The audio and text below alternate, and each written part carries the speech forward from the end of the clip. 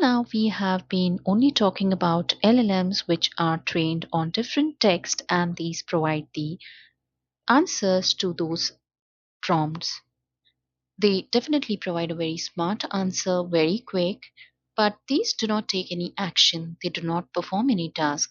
But there are AI that acts.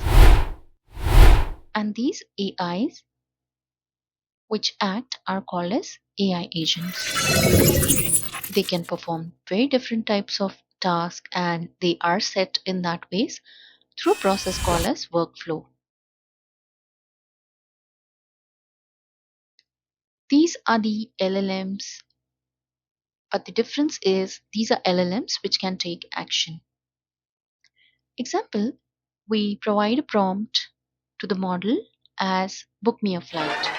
Normally, the behavior for LLMs is it would only give the information, the different website for the different airlines, the timings, etc., with the price. They would not perform any action. But in case of the agent, it would search all the different web pages of the airline. It'll itself fill the form and it'll confirm the flight as well.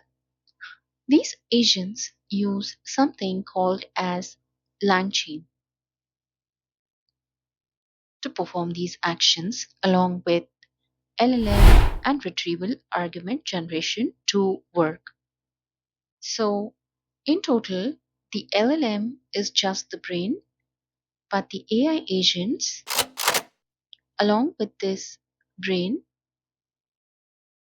and some tools to perform these actions with the specific goals for what they have been designed for.